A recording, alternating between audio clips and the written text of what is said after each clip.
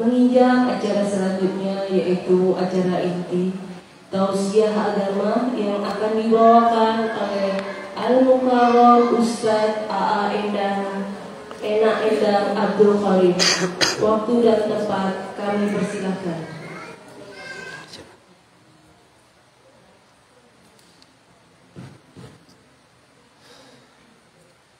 Bismillahirrahmanirrahim. Assalamualaikum warahmatullahi wabarakatuh. Waalaikumsalam warahmatullahi wabarakatuh. Ibu, nggak salah ya kalau kita jawab itu waalaikumsalam. Ya terdengar kita itu ada yang waalaikumsalam, waalaikumsalam. Yang mana sih sebetulnya yang betul? Yang terbaik adalah Ibu, kan kita lihat tulisannya Assalam, pakai alif lam ya. Assalam, Assalamu alaikum. Ini kalau pakai alif lam tuh berarti khusus. Assalamu, salamnya dari Allah. Nah kemudian ketika kita menjawabnya di dalam Al-Quran itu kata Allah, فَإِذَا حُيِّتُمْ بِتَحِيَّةٍ فَحَيُّوا بِأَحْسَنَ مِنْهَا أَوْ رُدُّوهَا. Ketika kita diberikan penghormatan baik melalui ucapan, gestur tubuh atau makanan, maka balaslah dengan yang lebih baik atau yang setimpal. Jadi kalau setimpal kita jawabnya itu wa'alaikumussalam. Kalau orang mengucapinnya salamu alaikum, jawabnya wa'alaikumsalam. Tapi karena ucapinnya assalamu alaikum, maka jawabnya wa'alaikumussalam. Jadi ini biar seringkali ketika kita ngaji ya baik di Majelis Talim Al-Iman, Al-Amin, Al-Iman, itu seringkali diperingatkan agar kita itu terbiasa gitu menjawab dengan jawaban yang baik. Suatu ketika ada seorang syekh dari Arab yang mendengarkan jawab salam itu waalaikumsalam, beliau tertawa. Karena memang dari susunan kalimat bahasa Arab itu tidak tepat. Jadi yang betul adalah Ibu waalaikumsalam. Lalu kemudian tadi di ayat Al-Quran, ketika kita mendapatkan kebaikan dari orang, maka fahayyu bi ahsana minha aw rudduha, balaslah dengan yang lebih baik. Berarti kalau orang ngucapinnya assalamu alaikum segitu tuh, maka kita tambahin waalaikumsalam warahmatullah. Segitu aja namanya, dikit aja. Jadi Ibu kalau misalnya tahun kemarin tetangga itu kondangan ke kita 50.000 gitu, 2 tahun kemudian dia hajatan, ya masa iya kita mau kembalikan 50 lagi ya, tambahinlah dikit 55.000 ya. Jadi jawabnya waalaikumsalam warahmatullah. Kalau orang lengkap misalnya assalamualaikum warahmatullahi wabarakatuh, maka tambahin dikit waalaikumsalam warahmatullahi wabarakatuh wa maghfiratuh tambahnya. Itu ya ibu-ibu. Jadi ketika kita di mana-mana menjawab salam yang baik dan benar menurut hukum Islam, menurut aturan-aturan tata bahasa, bukan waalaikumsalam, tidak salah, hanya saja kurang cantik. Coba saya ulang. Assalamualaikum. Jawabnya betul, warahmatullah gitu ya namanya dikit. Kalau saya lengkap, Assalamualaikum warahmatullahi wabarakatuh. Jawabnya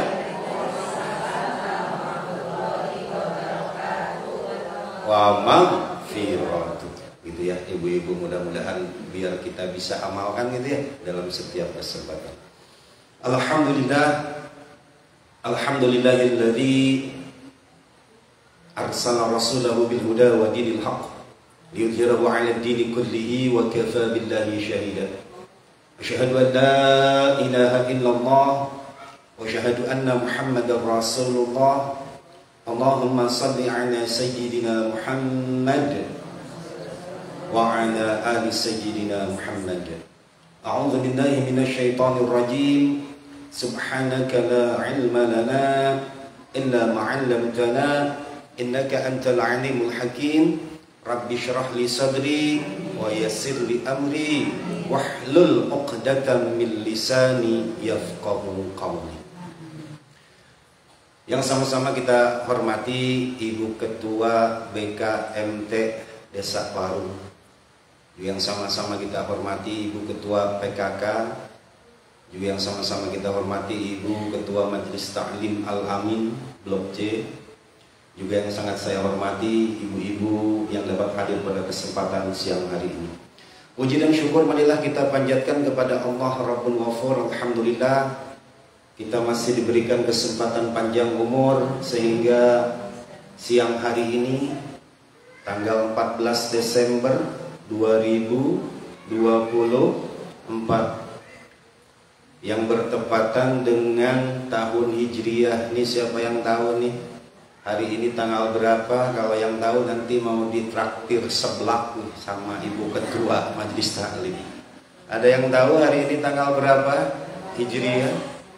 Wah, alhamdulillah ya Ibu ya. 12 Jumadil Akhir 1446 Hijriah. Jadi Ibu, kata seorang ulama, seorang muslim yang thiqah, yang kuat pendiriannya, yang tanggung jawab terhadap ajaran agamanya, maka dia harus tahu hari ini tanggal berapa, bulan apa, tahun berapa Hijriah. Karena kenapa? Karena memang ibadah di dalam agama Islam ini bergantung kepada bulan-bulan Hijriah. Bulan Hijriah ada berapa Ibu? 12 ya. Di dalam surah At-Taubah, inna 'iddatash syuhuri 'indallah 12 syahran fi kitabillah. Sesungguhnya hitungan di sisi Allah itu ada 12 bulan. Bulan pertama apa? Muharram.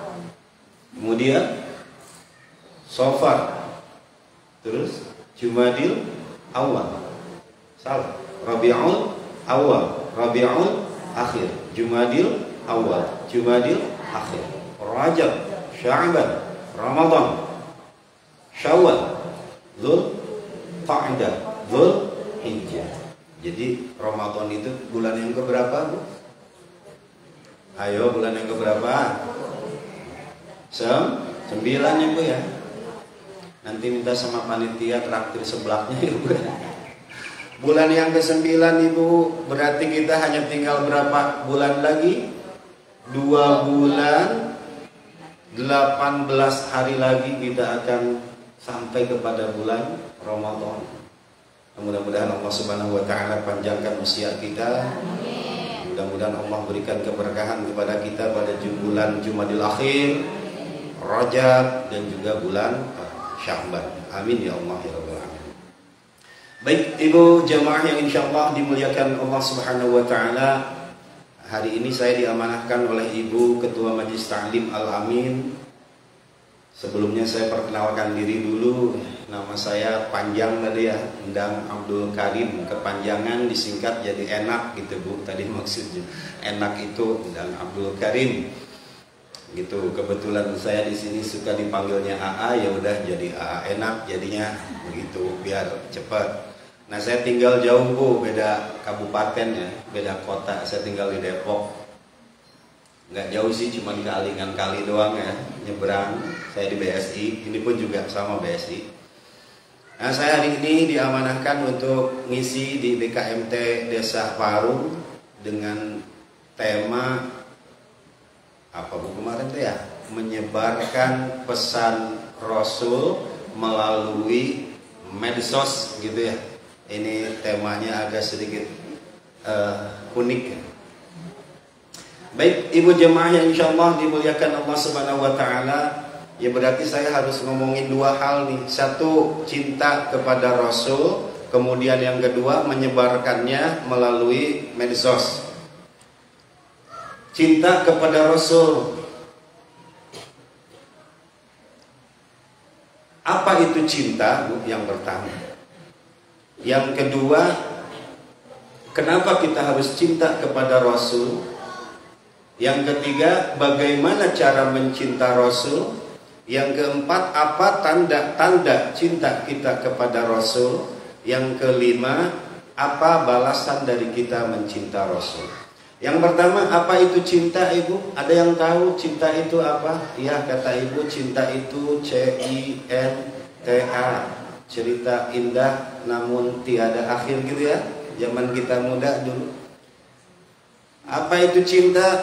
Cinta bisa membunuh tanpa menyentuh. Cinta bisa membuat orang terluka parah sampai berdarah-darah gitu ya Bu.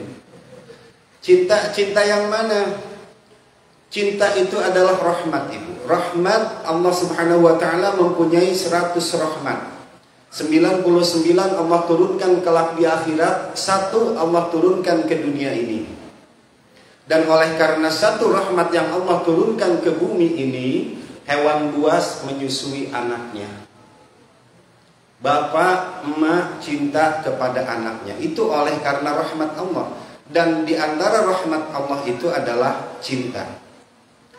Jadi cinta yang sejatinya cinta Ibu, cinta yang sesungguhnya cinta adalah apabila kita mencintai atau dicintai seseorang, seseorang itu mampu membawa, membimbing kita ke arah jalan sang pemilik cinta, itulah sejatinya cinta. Bisa diulang? Cinta sejati. Cinta sejatinya cinta itu adalah apabila kita mencintai atau dicintai seseorang, yang seseorang itu bisa membawa, membimbing kita ke arah jalan sang pemilik cinta, yaitu Allah Subhanahu wa taala. Itulah cinta yang sejatinya cinta. Kalau Ibu misalnya cinta sama suami, kemudian suami itu bisa membawa, membimbing Ibu ke arah jalan sang pemilik cinta, maka itu sejatinya cinta. Apabila Ibu cinta kepada guru ngaji, cinta bukan cinta perasaannya Bu ya. Cinta karena ilmu, kemudian guru ngaji itu bisa membawa, membimbing kita ke arah jalan sang pemilik cinta, itulah sejatinya cinta. Dan diharapkan dengan cinta ini dapat meraih ridhonya Allah Subhanahu wa ta'ala. Lalu kemudian yang kedua tadi, apa itu cinta? Yang pertama, yang kedua adalah kenapa kita harus cinta kepada Nabi. Karena Nabi itu punya sesuatu yang berbeda. Kata Nabi, likulli nabiyyin da'watun. Setiap nabi yang Allah utus ke dunia ini mempunyai sebuah doa yang terijabah. Sekali lagi, setiap nabi yang Allah turunkan ke bumi ini itu mempunyai sebuah doa yang terijabah. Apabila nabi tersebut memohon, mengharap kepada Allah, maka Allah akan ijabah. Lalu kata Nabi, wa ana an ajtabi da'wati li ummati fil akhirah. Tetapi aku kata Nabi, aku menangguhkan doaku. Tidak aku pakai ketika di dunia, tetapi aku pakai doaku untuk kelak kebutuhan umatku di akhirat. Nabi Yunus yang dimakan ikan berdoa kepada Allah. Apa doa Nabi Yunus? Alla ilaha illa anta subhanaka inni kuntu minadh dhalimin. Semua nabi menggunakan doa terijabah itu untuk kepentingan dirinya ketika di dunia ini. Tetapi Nabi Muhammad SAW tidak menggunakan doa terijabah tersebut untuk kepentingan beliau, Ibu. Ketika nyawa Nabi hampir terenggut, Nabi berdarah dilempari kaum yang musyrik, hampir Nabi meninggal, tetapi Nabi tidak meminta kepada Allah untuk diselamatkan. Karena Nabi menangguhkan doa terijabahnya untuk kelak di akhirat. Untuk siapa? Untuk kita sebagai umatnya. Itu ya, diantara kenapa kita harus cinta Nabi. Lalu kemudian yang ketiga, bagaimana cara mencinta Nabi? Kata Allah di dalam Al-Quran, Qul in kuntum tuhibbunallaha fattabi'uni. Katakan wahai Muhammad, apabila umatmu mencintai aku, kata Allah. Yang otomatis ketika mencintai Allah adalah mencintai Nabi. Caranya bagaimana? Fattabi'uni, ikutilah aku, kata Nabi. Jadi ikut apa yang Nabi perintahkan, apa yang Nabi lakukan, ikut. Lalu yang keempat, apa tanda-tanda cinta? Tanda-tanda cinta di antara para ulama menyatakan man ahabba syai'an ahabba dzikruhu. Ketika kita mencintai seseorang, ahabba dzikruhu, maka kita akan sering-sering menyebutnya. Ya Bu ya. Kita kalau cinta Ibu kepada seseorang, kita akan sering-sering mengingat dan menyebutnya. Lalu tanda yang kedua adalah man ahabba syai'an ahabba liqa'u. Ketika kita mencintai seseorang, kita akan senang untuk menjumpainya. Kita akan senang untuk bertemu dengannya. Maka ketika kita mencintai Allah, mencintai Rasul, ketika kita sholat Ibu, itu harusnya Ibu senang ketika sholat. Karena di antara pertemuan dengan Allah itu saat kita sholat. Yang bagaimana tuh? Ya harusnya ketika kita sering disuruh, kemudian kita melaksanakannya, itu bukan berarti ikhlas. Salah satu tanda ikhlas adalah ketika kita sering disuruh, sebelum disuruh kita sudah melaksanakannya duluan, itu ikhlas. Sekali lagi, tanda dari ikhlas adalah ketika kita sering disuruh, sebelum disuruh udah dilakuin duluan, itu tanda ikhlas. Ibu kalau disuruh sama bapaknya, mah bikin kopi, Ibu bikin, itu belum ikhlas. Baru melaksanakan kewajiban. Bisa jadi Ibu ngedumau ketika bikin kopi, ya di belakang si bapak, elah lagi ribet juga orang mau bikin kah sendiri gitu ya. Yang ikhlas yang bagaimana? Kita kan tahu kebiasaan suami. Misalnya pulang sholat Jumat, kemudian dari jauh sudah kelihatan kita udah sediakan kopi, ya itu baru namanya ikhlas. Sekali lagi mesti jadi pegangan kita nih. Salah satu tanda dari keikhlasan di dalam diri kita adalah ketika kita sering disuruh, sebelum disuruh sudah dilakukan, itu namanya ikhlas. Kayak sholat, kalau sok adzan dikumandangkan berarti kita itu udah disuruh ya. Itu mah belum tentu ikhlas Bu, karena kita udah disuruh. Yang benar-benar ikhlas adalah ketika adzan belum dikumandangkan, Ibu udah pakai mukena. Adzan belum disuruh Bu, kita udah pakai mukena.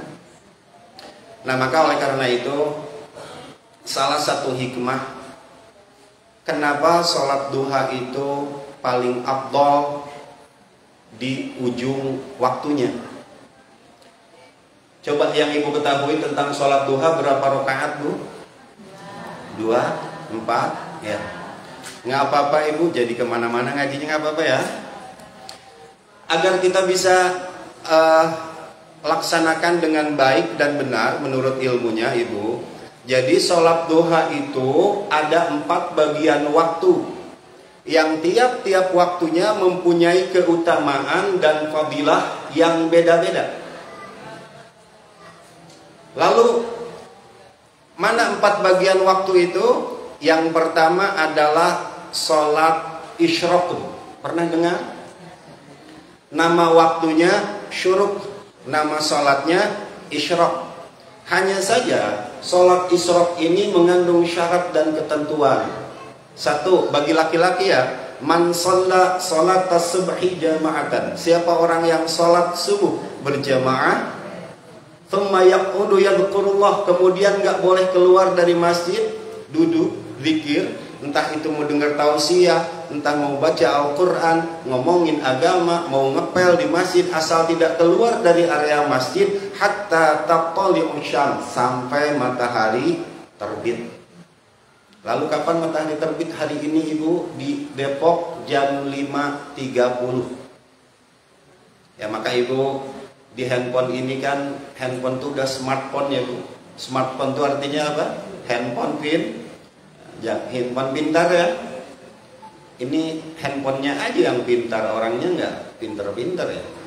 Kita buka Play Store, kemudian kita cari di pencarian Al-Quran Indonesia atau Al-Quran Andi Unpam. Kita download, di situ sudah lengkap dengan jadwal sholat. Jam 5.30 sekarang terbit matahari. Lalu kata para ulama, tambahin deh 10 menit. Nah tadi sholat isyraq syaratnya berat bagi laki-laki.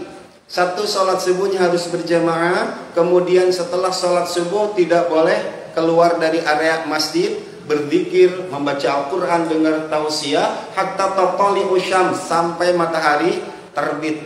Lalu thumma shalla raka'ataini, kemudian dia sholat 2 rakaat. Maka hadiahnya besar bu, ka ajri hijjatin wa umratin tamatan. Itu seperti melaksanakan haji dan umrah sempurna secara pahala, bukan secara fisik. Bukan berarti kita melaksanakan sholat isyraq sudah melaksanakan haji dan umrahnya. Ini secara pahala. Ibaratnya seperti teman kita ke Bali gitu. Kemudian pas di Bali itu dia video call gitu. Saya lagi di Bali nih. Kita juga sama melihat, menyaksikan keindahan Pantai Sanur dan sebagainya. Tapi kita nggak ke sana. Itu bu, sholat isyraq. Lalu bagaimana untuk perempuan?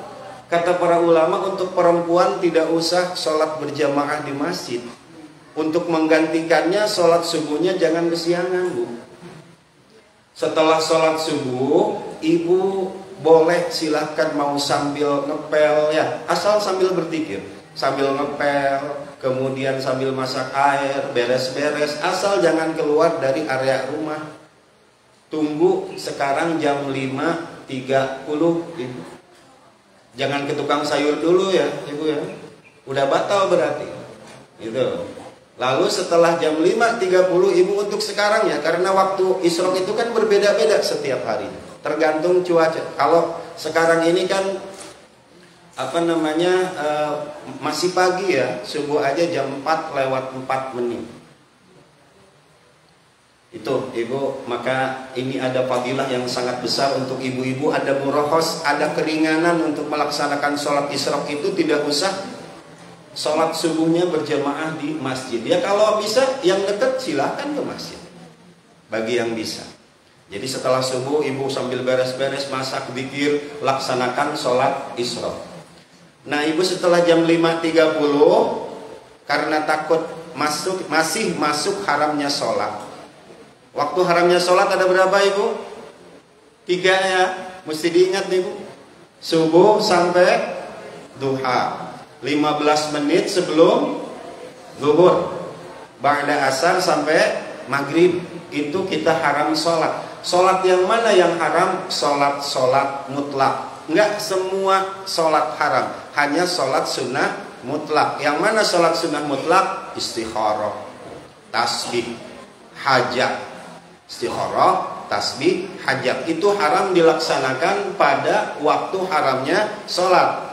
Itu tadi ba'da subuh sampai waktu duha, 15 menit sebelum zuhur. Ba'da asar sampai maghrib itu haram dilaksanakan. Tapi kalau sholat-sholat yang ada sebabnya, yang sebabnya duluan atau yang sebabnya berbarengan, itu boleh dilaksanakan. Mana yang sebabnya duluan? Seperti qadha sholat, kan kita ninggalin dulu baru qadha. Jadi setelah asar, ibu misalkan tadi ada tamu zuhur ya, nggak keburu qobliyah zuhur, nggak keburu ba'diyah zuhur. Karena ibu sayang nih, ngerasa sayang nggak qobliyah dan ba'diyah, maka di waktu asar ibu setelah sholat asar boleh melaksanakan sholat qadha qobliyah zuhur, qadha ba'diyah zuhur. Boleh bu. Nabi pernah melaksanakannya? Pernah. Ketika Nabi saat itu ada datang tamu, kemudian karena sibuk melayani tamu, maka Nabi melaksanakan qobliyah dan ba'diyah zuhur itu setelah asar. Lalu sholat apa lagi yang berbarengan sebabnya? Sholat safar, itu boleh dilaksanakan pada waktu haramnya sholat. Atau sholat tahiyatul masjid, kan masuk dulu baru sholat, berarti sebabnya duluan. Itu yang pertama ya Bu ya. Sholat isyraq itu adalah bagian dari waktu duha. Waktu duha ini panjang ibu. Dari waktu isyraq jam 5.30 sampai 15 menit sebelum zuhur. Sekali lagi waktu sholat duha panjang. Jam 5.30 kalau hari ini ya, sampai 15 menit sebelum zuhur waktu sholat duha. Nah maka bagian yang pertama dari waktu duha adalah sholat isyraq Bu. Bayangkan ibu kalau setiap hari ibu laksanakan sholat isyraq, setiap hari pula ibu mendapatkan pahala haji dan umroh sempurna. Maka jangan lewatkan kesempatan itu. Lalu kemudian waktu yang kedua dari sholat duha adalah kata Nabi, kullu sulamin, ada kewajiban bersedekah atas nama persendian yang ada pada diri kita. Persendian yang ada pada tubuh kita ada berapa? Ada yang tahu? 360 persendian. Yang persendian itu yang mana? Ini Bu, yang elastis gini. Di sini kan ada 15 tuh ketahuan ya. Ini 15, udah 30. Di kepala ada 1. Jadi tulang yang elastis yang bisa bergerak ke kanan dan ke kiri itu persendian. Kata ibu ketua majelis taklim Al-Amin, nggak percaya seorang manusia ada 360 persendian. Ya udah kita berdeo bersama ibu. Kita cari benar. Nah setiap pagi itu kita diwajibkan bersedekah atas 360 persendian. Kalau ibu mau sedekah setiap persendiannya 100 rupiah Bu, berarti kali 360 berapa? 36.000. Kalau ibu mau hargakan satu persendian itu 1.000, maka setiap pagi ibu harus sedekah 360.000. Lalu kata Nabi kalau nggak kuat dengan uang Bu, fakulli subhanatin sedekah. Setiap kita membaca subhanallah itu adalah sedekah. Maka setiap pagi wajib bagi seorang manusia subhanallah 360 kali. Ibu tadi pagi baca tasbihnya 360 kali Bu. 33 masih kurang Bu. Atau enggak tadi pagi sedekahnya 36.000. Kalau enggak kita utang Bu. Makanya jangan heran kalau kelak tua kita punya penyakit osteoporosis, asam urat, flu tulang. Kalau udah tua makan bumbu dapur pada masuk ke tubuh ya, gula, asam urat. Udah kita campur aja gula sama asam deh biar jadi rujak asam. Itu Bu. Terus Pak, dengan apa lagi? Atau dengan hamdalah, atau dengan takbir. Kalau dengan takbir harus 360 per pagi. Tadi kita takbir nggak Bu? 360 kali. Kata ibu cuma 33 tadi ya. Masih kurang Bu? Maka kita utang Bu. Udah banyak utang kita. Lalu kalau kita nggak mampu dengan tasbih, tahmid, takbir, atau dengan uang 3.600 kayak goceng lah, taruh setiap pagi, cemplungin ke musola Al-Amin sebelum kerja. Kalau kita nggak mampu dengan itu, maka kata Nabi, 2 rakaat sholat di pagi hari itu telah menggantikan kewajiban kita sedekah atas nama 360 persendian. Ingat waktunya jangan diganti Bu. Fi awalin nahar, di awal hari. Awal hari itu kapan? 6 sampai 9 itu awal hari itu Bu. Jadi kalau ibu mau laksanakan nih, tadi tuh subuhnya, setelah subuh sholat isyraq 2 ya. Berarti jam 5.30 tambahin deh 10 menit. 15 dah, jam 6 kurang 15 menit ibu sholat 2 rakaat sholat isyraq. Tapi tadi syaratnya jangan ke tukang sayur dulu Bu, di rumah 2 rakaat ya. Lalu setelah itu jangan tunda lagi Bu, tambahin lagi 2 rakaat sholat duha. Lalu niatnya kayak apa? Niatnya sholat duha. Kalau yang tadi usolli sunnatal isyraqi lillahi ta'ala. Terus kemudian 2 rakaat niat sholat duha. Niatnya yang diucapkan kan usolli sunnatal duha. Itu mah bukan niat dulu. Itu adalah talafud niat, ucapan niat. Wa mahalluha fil qalbi, tempatnya niat mah di sini Bu, di hati. Jadi ketika kita Allah, niat di hati. Niat saya sholat duha 2 rakaat sunnah karena Allah Ta'ala. Tentang ucapan usolli sunnatal duha nggak diucapin juga nggak apa-apa. Karena yang wajib mah adalah ngomong di sini Bu, di dalam hati. Ya nanti pelajaran ini mah kudu kalau lagi ngaji ya, pelajaran fikih tentang niat mah. Udah pokoknya gitu aja. Niatnya ketika Allah, niat di sini. Niat saya sholat duha 2 rakaat sunnah karena Allah Ta'ala. Itu 2. Lalu bagian sholat duha yang ketiga, Ibu, adalah inilah sholat yang digadang-gadang oleh para ulama. Inilah sholat yang Allah berikan fadilahnya agar dimudahkan rezeki Bu. Jangan diganti waktunya. Fi awalin nahar, di awal hari. Apa kata Nabi? La ta'jiz. Hadisnya hadis qudsi. La ta'jiz. Jangan kalian malas, jangan kalian sungkan tentang 4 rakaat fi awalin nahar, di awal hari. Terserah ibu mau melakukan jam berapa. Rentang jam 6 sampai jam 9. 4 rakaat berarti 2-2 ya Bu ya. Lalu apa fadilahnya? Akfika ila akhirika. Allah akan cukupkan keperluanmu sampai sore hari. Gitu Bu, tadi setelah sholat isyraq 2 rakaat, kemudian sholat duha 2 rakaat ya. Itu sebagai pengganti sedekah atas nama tubuh kita sendiri. Lalu setelah itu laksanakan 4 rakaat 2-2. Agar kenapa? Agar kita dicukupkan hari ini rezeki kita sampai sore hari. Besok ya begitu juga. Besok begitu juga. Maka sholat duha adalah salah satu pintu pembuka rezeki. Lalu apakah kita boleh mengharapkan misalnya dari sholat duha ini Allah berikan rezeki? Ya boleh-boleh saja. Kenapa? Kata Allah kan man a'ta wattaqa wasaddaqa bil husna. Siapa orang yang taat, bertakwa, wasaddaqa bil husna, dan membenarkan adanya pahala kebaikan, fasanuyassiruhu lil yusra. Allah akan berikan kehidupan yang mudah kelak di akhirat. Jadi biarinlah di awal-awal mah karena kita termotivasi nih sholat 4 rakaat biar kita dilancarin rezeki. Ya nggak apa-apa, tapi kesananya mah udah laksanain aja lah. Masalah pahala gini gitunya mah itu mah urusan Allah. Lalu untuk surahnya yang mana? Silakan ibu pakainya yang mana? Ya sebetulnya ada surah-surah karena kita dalam rangka meminta rezeki kepada Allah, maka surah-surahnya harus yang bertalian dengan urusan rezeki, gitu ya. Nanti aja surah-surahnya mah kalau lagi ngaji. Cuman yang umum biasa aja Bu, qul ya, rakaat pertama, rakaat kedua qulhu. Udah aja di awal mah gitu aja dulu. Qul ya, qulhu. Qul ya, qulhu. Udah ya begitu. Ya, bisa dipahami ya, bisa dipahami sampai sini Bu. Nah, isyraq 2, lumayan ibu nih buat apa namanya ngumpulin pundi-pundi pahala Bu.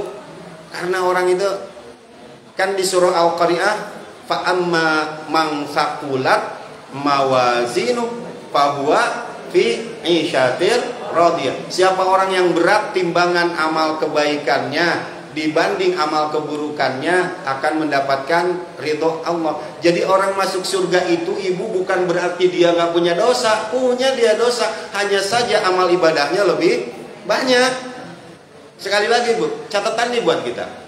Orang yang masuk surga itu yang mendapat keridhaan Allah bukan berarti dia nggak berdosa. Sama punya dosa, hanya saja pahalanya lebih banyak. Ketutup jadinya. Maka di dalam Al-Quran, innal hasanati yudhibnas sayyi'at. Kebaikan itu bisa menutup keburukan. Lalu ayat selanjutnya kan, wa amma man khaffat mawazinu. Siapa orang yang timbangan amal kebaikannya lebih ringan, lebih banyak kesalahannya, fa ummuhu hawiyah. Tempat kembalinya adalah neraka hawiyah. Maka oleh karena itu perbanyak aja Bu, karena kita sadar banyak dosa, ya udah perbanyak kesalahan. Minimalnya setiap hari itu kebenaran harus menang. Taruhlah kalau kita misalkan setiap kita mau tidur, kita review dari bangun tidur tadi, apakah kita berbuat kesalahan itu misalnya 5, berarti kebaikan itu harus 6 Bu. Kalau dosanya 5, ya pahala kudu 6. Setiap hari kita menang satu aja, insya Allah menang kita. Nah ini mah gimana tuh, setiap hari dosa 5, pahala 4, ya min terus kita. Gitu, maka upayakan, laksanakan Ibu insya Allah ya, mudah-mudahan ya. 2, terus 2 lagi ya, untuk sedekah sebagai persendian. Coba Ibu bayangkan udah berapa tahun kita hidup di dunia yang utang mulu Bu, setiap pagi. Atas nama persendian, ya ini persendian Bu, tahu persendian ya? Nah itu makanya ibu-ibu suka pada pegal-pegal, mungkin itu jarang sholat di pagi hari, sholat duha. Lalu bagian yang keempat dari sholat duha ini adalah afdolnya duha Bu, hatta ramidatil fisal. Afdolnya duha itu ketika anak unta kepanasan. Anak unta ya Bu, bukan anak domba. Kalau anak domba mah jam 9 udah kekerepengan kepanasannya. Anak unta mah emang biasa hidup di alam panas. Jam berapa? Jam 11 Bu.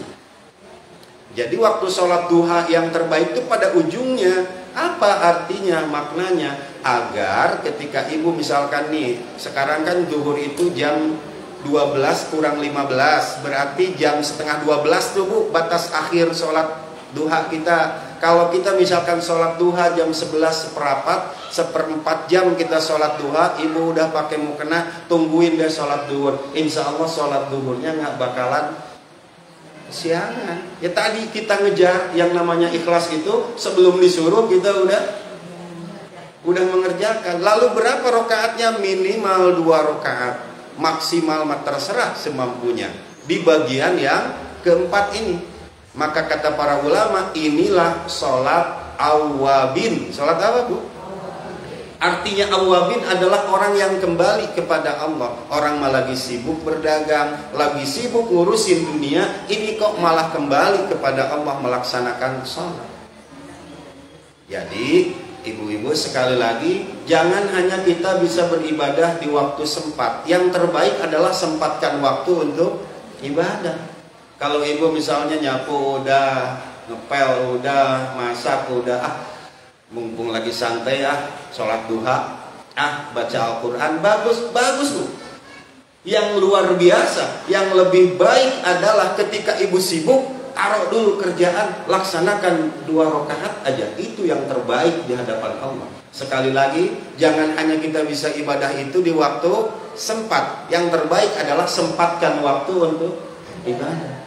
Nah lalu apa fadilah dan keutamaan sholat duha yang bagian keempat ini? Adalah sholat untuk meningkatkan ketakwaan. Di dalam hidup kita suka fluktuasi ya. Iman itu kadang naik, kadang turun. Rasanya kebanyakan turunnya kalau kita ya. Nah maka oleh karena itu Bu, yang bagian keempat ini adalah untuk meningkatkan ketakwaan kita kepada Allah. Coba ibu laksanakan. Namanya sholat awwabin. Baik ibu-ibu jemaah yang insya Allah dimuliakan Allah Subhanahu Wa Taala, itu sholat duha kok jadi kesana-sana ya, nggak apa-apa. Nabi itu ibu tidak meninggalkan warisan berupa harta ya. Warisan dari Nabi mah adalah berupa ilmu. Nah maka oleh karena itu ilmu, kan kita sering dengar bahwa mencari ilmu itu adalah kewajiban ala kulli muslimin wal muslimat, ya. Kewajiban terhadap muslim dan muslimat dari mulai di pangku gitu ya, sering dengar, sampai di liang lahat. Apa terakhir di liang lahat di awal itu ketika di pangku sama ibu diajarkan bahasa sehingga kita bisa bahasa ibu ya. Bahkan itu omongan ibu tuh nempel di kita, Bu. Kata ibu, "Neng, kalau mau pipis bilang ya." Sampai tua juga kita kalau mau pipis suka bilang ya, Bu ya. Mau pipis dulu, lagi ngumpul nih. Mau pipis dulu ya. Padahal nggak usah bilang juga. Udah tinggal pergi aja. Tapi kenapa kita suka bilang itu ya? Berarti itu benar, Bu. Pendidikan dari ibu itu nempel. Lalu sampai kapan kita mencari ilmu? Sampai di liang lahat. Terakhir di liang lahat, ibu suka pernah menyaksikan orang ketika dikubur. Sering. Kan kemudian namanya ditalkin ya. Misalkan, ya ibni Adam, siapa bin siapa, qad kharajta min darid dunya ila daril akhirah. Engkau sekarang sudah keluar dari dunia dan berada di alam akhirat. Ja'ani malakani, akan datang kepadamu dua malaikat. Fala yufjiuka, janganlah engkau merasa kaget, takut. Sama, mereka berdua juga makhluk Allah. Fa idza sa'alaka, ketika keduanya bertanya kepada engkau, marrabbuka wa ma nabiyuka wa ma imamuka wa ma qiblatuka wa man ikhwanuka. Ketika bertanya kepadamu, siapa Tuhanmu, siapa nabimu, kemana arah kiblatmu, apa agamamu, faquli lahuma bilisanin fasih, maka jawablah dengan lisan yang fasih. Allahu Rabbi. Gitu tuh, Bu. Itu adalah ilmu terakhir. Emang kedengeran Bu?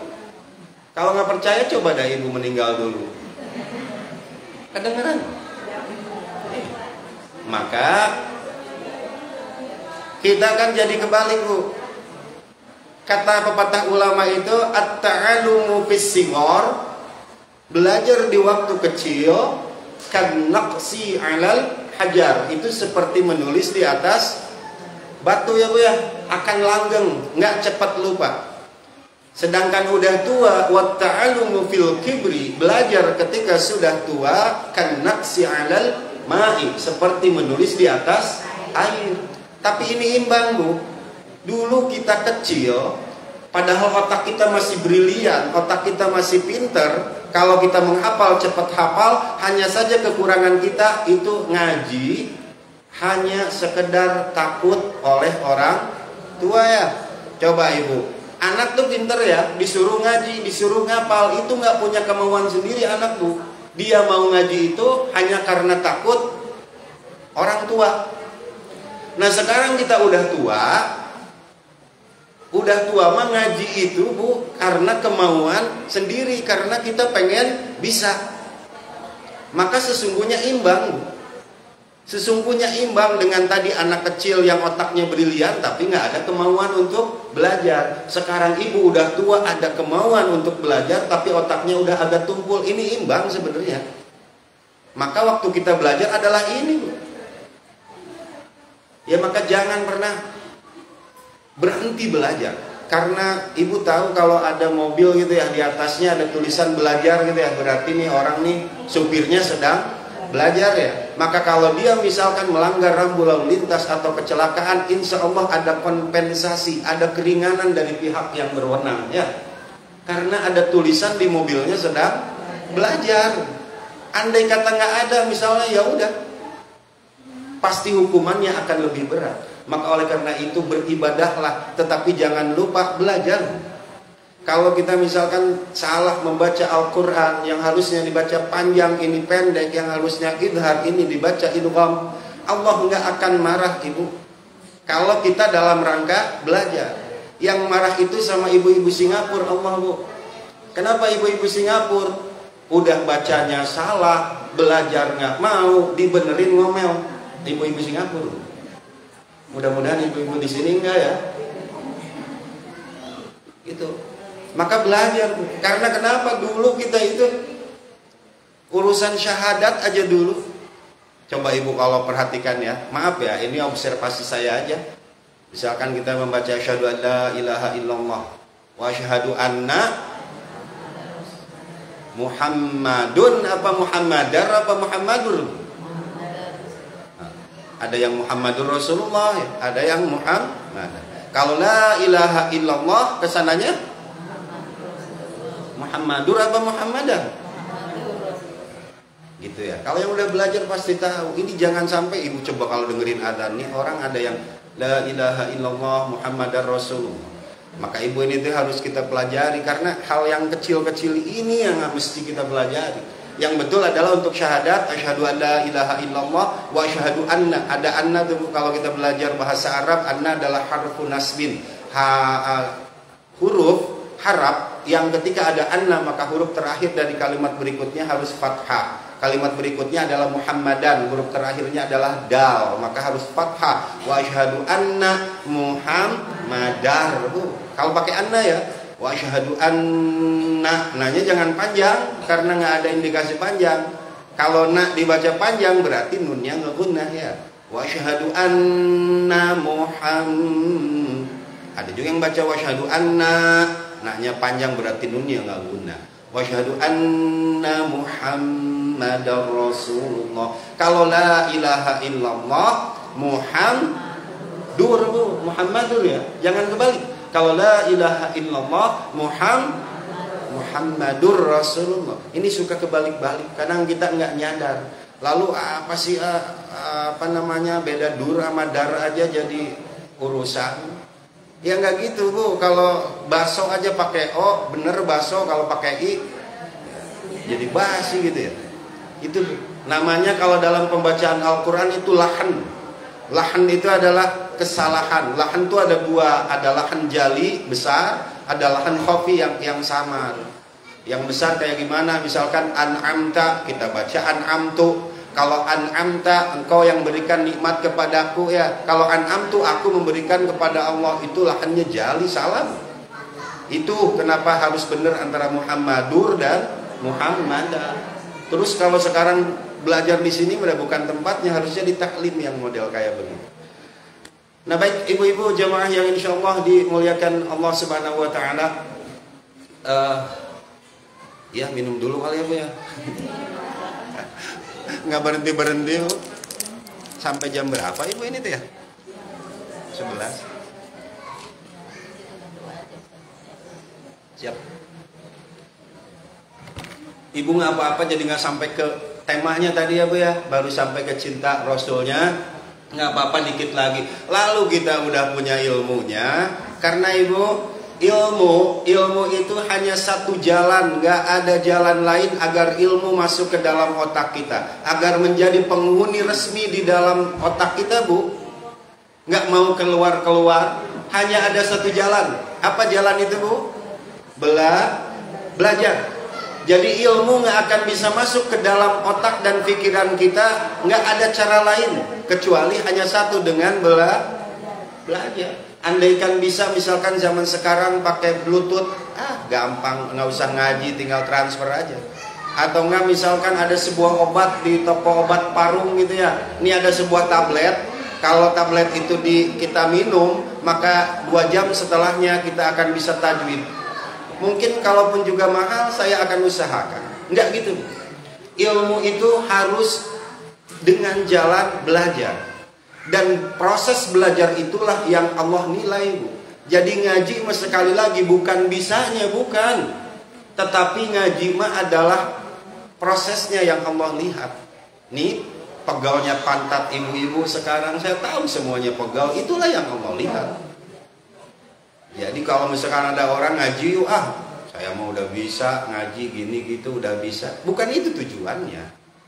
Kalau kita mau mengkaji ke sana, kata Allah, kata Nabi, majtama'a qaumun min qaumin. Kalau ada satu kelompok manusia, paguyuban, grup, kemudian berkumpul di suatu tempat, di rumahnya Allah, bil khusus di musola seperti gini. Yatluna kitab Allah, kemudian membaca Al-Quran. Bukan hanya membaca Al-Quran, yatadarasunahu, kemudian dia mempelajarinya. Sekali lagi, jadi kalau ngaji itu bukan hanya ngaji yasinnya aja Bu, adalah ceramahnya sedikit, biar ya itu tadi kena ke hadis Nabi. Bukan hanya membaca Al-Qur'annya saja, wa yatadorosunahu, kemudian dia mempelajari dari isi Al-Qur'an, maka 4 kebaikan akan Allah berikan. 1, anzilis sakinata fi qulubihim, Allah turunkan rasa tenang di dalam hati kita. Maka ibu-ibu kan suka rasakan, ibu kalau lagi ngaji yasin ya di musola kayak gini rame-rame suka ngantuk kan ibu-ibu ya. Itu saking tenangnya tuh hati kita Bu. Bukan hanya itu maksudnya. Jadi kalau misalnya di rumah tangga kita gersang mulu, berantem mulu, anak gini pokoknya ribuh lah di rumah.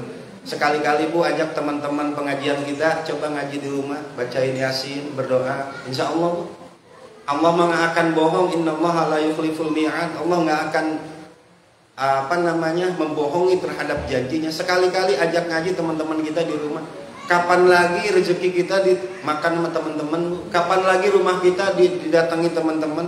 Toh kalau lagi biasa-biasa mah, misalkan saya tetanggaan sama Teh Susi ya, jarang kita masuk ke rumahnya. Kalau nggak lagi ada pengajian ya. Nah, maka pengajian adalah salah satu cara, betul kata Ibu tadi Ketua, itu adalah silaturahim. Nah, sekali lagi saya mau tanya, ini udah nih di Al-Amin mah kita sering dengar ada silaturahim, ada silaturahmi. Yang mana Bu yang benar Bu? Tuh, silaturahim apa silaturahmi? Tuh, ya. Ini kan harus kita pelajari. Ini hal-hal yang kecil nih. Dua-duanya benar Bu, hanya saja penempatan kalimat kita kadang salah. 1, silaturahim. Rahim itu adalah ini Bu nih, rahim yang ada pada ibu-ibu, peranakan, tempat lahir Bu. Jadi kalau kita silah menyambungkan rahim yang satu rahim, ibu, bapak, uwa, paman, ya, bibi, namanya silaturahim. Jadi kalau orang tanya misalkan mau kemana, mau ke rumah ibu, mau silaturahim, nah gitu Bu, silaturahim menyambungkan kasih sayang yang satu rahim Bu, satu turunan. Rahim tahu ibu ya, peranakan. Kalau silaturahmi atau silaturahmi adalah menyambungkan kasih sayang yang global, teman, sahabat, teman kerja. Mau kemana? Mau kemana lu? Mau main ke tempat teman, mau silaturahmi. Gitu ya Bu ya, bisa dipahami Bu? Dua-duanya benar, hanya saja kita mau kemana, mau ke rumah ibu, mau silaturahmi. Itu salah Bu penempatan kalimatnya, silaturahim gitu ya. Nah yang terakhir, nggak apa-apa, ntar Ibu Ketua Majelis Ta'lim Al-Amin ngambek ke saya materinya, temanya nggak dibawa. Yang terakhir adalah menyampaikan melalui media sosial. Nah ini kan kita menjadi dilema ya Bu ya. Artinya kita harus berdakwah. Berdakwah itu bukan hanya kewajiban ustadz ulama, bukan. Di dalam Al-Quran surah Ali Imran ayat 145, wal takum minkum ummatu yad'una ilal khair. Jadilah sebagian kalian itu mengajak kepada kebaikan. Walaupun misalkan kita jangan punya prinsip kayak gini, ngapain ngajak orang, diri kita juga masih kayak begini. Jangan seperti itu Bu. Tetap kita ngajak kepada orang sambil kita memperbaiki diri. Ibu, dakwah yang paling baik itu afdhalud dal bil hal. Mengajak yang paling baik itu bukan dengan ucapan, tetapi dengan hal, dengan kelakuan, perbuatan. Ibu misalkan ngaji nih pakai jilbab, bawa tas, setiap hari lewat misalkan. Orang juga tahu ibu itu mau ngaji. Ibu nggak usah ngomong, nggak usah ngajak, hanya dengan kelakuan aja, perbuatan jalan itu sudah menjadi dakwah. Itu maka dengan harta kita berdakwah misalnya, wa amma bi ni'mati rabbika hadits. Kalau kita punya kenikmatan tuh harus diomongin, bukan dengan mulut Bu ngomongnya. Dengan apa? Dengan sedekah, zakat. Jadi orang tahu bahwa kita orang kaya itu bukan dari omongan kita, dari banyaknya kita berzakat, banyaknya kita mendermakan harta, banyaknya menolong orang. Itu adalah dakwah. Itu karena salah satu ketika manusia sudah berada di alam barzakh, Ibu. Barzakh, tahu barzakh? Barzakh artinya apa Ibu? Ada yang tahu? Barzakh adalah tembok yang nggak bisa ditembus. Jadi barzakh itu tembok yang nggak bisa ditembus. Terus kalau manusia mati misalnya, ruh gitu ya, bisa nggak ke alam dunia ini Bu? Nggak bisa. Ayatnya yang mana? Al-Mu'minun ayat 99 sampai 100. 5 menit lagi ya Bu ya, nggak apa-apa nih, digerdegin lah. Agar kita itu jangan apa-apa takut gitu ya sama memedi gitu-gituan. Enggak Bu, enggak ada. Yang mana ayatnya? Wa idza jaa ajaluhum qala rabbirji'un. Ketika seorang manusia meninggal nih Bu, mati, berada di alam barzah tuh, masuk ke dalam tembok itu. Qala rabbirji'un, ya Allah, aku kembalikan aku ke dunia. Lalu mau ngapain? La'alli a'mala salihan fi ma tarak.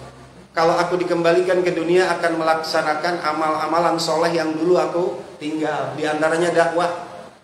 Maka kalau di at-Taghabun, laula akhartani ila ajalin qarib. Itu Ibu apa? Ya Allah, andai Engkau berikan aku 1 jam saja, aku kembalikan ke BSI ini, ke Parung ini, maka apa yang akan aku lakukan? Pak as-sadaqah, aku akan sedekah. Wa akum minas solihin, aku akan jadi orang soleh. Maka kalau seandainya arwah Ibu kemudian Allah izinkan dari alam barzah ke alam dunia, kalau Allah izinkan, maka nggak ada lagi waktu untuk nakut-nakutin kita. Mereka itu lagi ada di musola karena dulu nggak pernah ke musola. Mereka lagi ada di majelis taklim karena dulu nggak pernah ngaji. Atau mungkin mereka lagi ada di bank BCA Bu, lagi ngambil uang. Karena dulu uang yang ia kumpulkan, yang ia tumpuk-tumpuk, jangankan diberikan kepada orang lain, mau dia makan sendiri aja sayang. Lalu setelah dia meninggal, daripada jadi rebutan, anak-anak udah ambil tuh ke Al-Iman 5 juta, Al-Amin 5 juta, kemana lagi? Gak ada lagi waktu Bu buat begitu. Lalu siapa atau yang suka menggoda kita Bu? Kata Nabi, setiap manusia yang lahir ke dunia ini Allah sertakan 1 jin qarin. Pernah dengar jin qarin? Lalu sahabat bertanya kepada Nabi, ya Rasulullah, apakah engkau diberikan juga jin qarin? Iya, tapi jin qarin aku masuk Islam. Dan jin qarinnya Nabi tidak memerintahkan kepadaku, hanya memerintahkan kebaikan. Jadi jin qarin Nabi mah baik. Kalau jin qarin kita mah buruk, selalu menyuruh kita terhadap kejelekan. Yang mana contohnya kayak gini deh, kotak amal musola Al-Amin liwat tuh Ibu ya. Lalu kemudian dalam hati ini pengen banget kita sodako. Siapa yang bisikin malaikat rahmat di sini ya? Kuping kanan. Itu nggak berlaku 30 detik Bu. Bisikan kebaikan itu paling lama 30 detik. Udah 30 detik kemudian jin qarin ngomong di sini dah. Mau lihat orang kaya aja kagak begitu. Lu lagi. Nggak jadi Bu. Itu jin qarin. Lalu tugas jin qarin sampai kapan? Sampai manusia meninggal. Singkatnya, manusia meninggal, jin qarinnya memang enggak. Maka itulah jin-jin yang non-job Bu, nggak punya kerjaan. Maka di dalam Al-Quran kan disebutkan, di dunia ini banyakkan jinnya daripada manusia. Ini jin-jin qarin ini yang suka dipakai bersekutu oleh para ahli sihir, dukun, dan sebagainya gitu ya. Misalkan ada jawara nih yang meninggal, yang jago, dianya udah meninggal, tapi dia ke kuburannya berikan kopi ini itu tuh jin qarinnya itu Bu. Itu yang mengganggu kita, menyesatkan kita. Misalkan tiba-tiba orang kesurupan, saya kakek kamu pengen ini enggak Bu. Enggak bisa. Kecuali di dalam Al-Quran kan, wala taqulu liman yuqtalu fi sabilillah. Jangan kalian mengira bahwa orang yang meninggal dalam sabilillah Bu, meninggal di dalam perang berdarah-darah, jangan mengira itu meninggal. Bal ahyaun, mereka itu hidup, walakin la tash'urun, tapi kita enggak nyadar. Maka beruntung sekali kalau di antara ibu-ibu masih ada keturunan para pahlawan yang benar-benar meninggal di medan perang. Itu ibu enggak meninggal. Dalam ayat lain disebutkan wahum yurzaqun, bahkan mereka masih tetap Allah berikan rezeki. Salah satunya adalah bisa saja barangkali mungkin menolong kepada anak cucunya. Gitu ya ibu-ibu, dipanjang-panjang juga, saya kasihan ke ibu-ibu ya, terlalu kepanjangan. Insya Allah di lain hari, intinya gitu ibu, tetap kita harus berdakwah di medsos ini, mari kita gunakan dengan sebaik-baiknya. Terlebih tadi kata Ibu Ketua PKK, ini medsos benar-benar manfaatnya ada, mudaratnya pun juga nggak sedikit. Maka oleh karena itu, ayo Bu, kita sebarkan. Ketika kita mendapatkan misalnya sharean dari Ustadz gitu ya, tapi ingat Bu, sumbernya harus kita tahu. Jangan sampai udah salah kita share, kita jadi ikut salah. Sumbernya nih, misalkan nih kalau yang nge-share itu misalkan guru ngaji kita, nah itu harus dipegang Bu. Oh ini nih dari guru ngaji kita gitu. Atau enggak kalau kita tahu ilmunya, ini tahu nih ayatnya sekian, gini baru share. Jangan sampai misalkan berita hoax kita share. Itu adalah perbuatan yang kurang baik.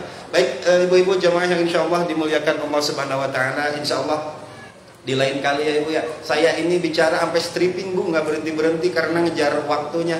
Materinya pengen banyak yang disampaikan tapi waktunya habis.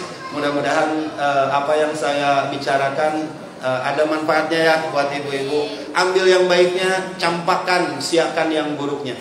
Mari Ibu kita sama-sama berdoa. Allahumma shalli wa sallim ala sayyidina وحبيبنا وشفيعنا وكريمنا ومولانا محمد سلم رضي الله تعالى عن كل صحابة رسول الله أجمعين. أعوذ بالله من الشيطان الرجيم. بسم الله الرحمن الرحيم. اللهم اجعل هذا جمعنا جمعا مرحوما. Ya Allah, jadikanlah pertemuan kami pada siang hari ini pertemuan yang Kau berikan rahmat dan juga keberkahan. Wa tafarruqana min ba'dihi tafarruqan ma'suma. Ya Allah, jadikanlah perpisahan kami nanti perpisahan yang lepas bersih dari salah dan pula dosa. Allahumma la tada' lana dzanban illa ghafarta. Ya Allah, jangan Kau biarkan, jangan Kau timpakan dosa kepada kami kecuali Engkau mau mengampuninya. Wala hamman illa farajta. Ya Allah, kami jangan diberikan bingung dan susah kecuali Engkau berikan jalan keluarnya. Wala hajatan hiya laqaridan illa qadaitaha. Ya Allah, kami jangan diberikan kebutuhan kecuali Engkau memenuhi dan meridhai kebutuhan kami tersebut. Ya Arhamar Rahimin. Rabbana atina fid dunya hasanah وفي الآخرة حسنة وقنا عذاب النار وسلام على المرسلين والحمد لله رب العالمين. Yuk sama-sama kita baca kafaratul majlis. Bismillahirrahmanirrahim. Subhanakallahumma wa bihamdika asyhadu an la ilaha illa anta astaghfiruka wa atubu ilaik. Wal 'afwa minkum. Adanallahu wa iyyakum ajma'in. Wassalamu alaikum warahmatullahi wabarakatuh. Waalaikumsalam warahmatullahi wabarakatuh wa maghfiratuh. Terima kasih kepada Pak Ustadz yang sudah memberikan tausiahnya. Dan alhamdulillah Ketua Muslimat MU Parung hadir, yaitu Ibu Ustazah Hajah Mulyana SPDI. Dengan ditutupnya doa, maka alhamdulillah acara pengajian siang hari ini telah selesai. Saya selaku pembawa acara, bila ada salah-salah kata mohon dibukakan pintu maaf yang sebesar-besarnya. Akhir kata, wabillahi wa taufiq wal hidayah. Wassalamualaikum warahmatullahi wabarakatuh.